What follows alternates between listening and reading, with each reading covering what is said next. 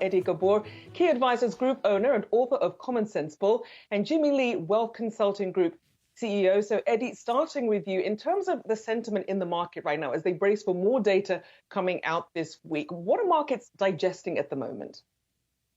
So I think the biggest thing the market is going to be digesting is this inflation data and how the Fed interprets that.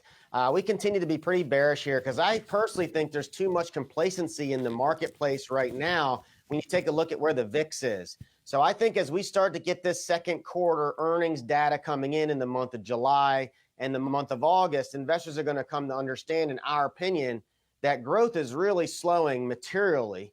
And we, in our opinion, are heading into a recession that could potentially be in one right now.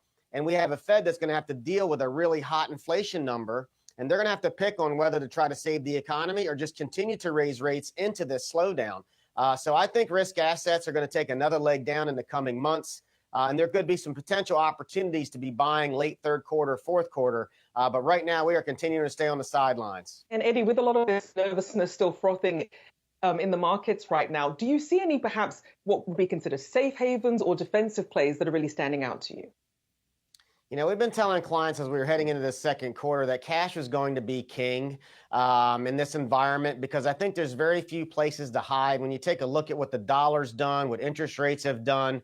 Now, with all that being said, I do believe, like I say, we're going to be getting some great buying opportunities in the third and fourth quarter of this year. But we have to get through this second quarter earnings data that's coming in. The second quarter numbers are going to be really tough. The comps are going to be extremely tough.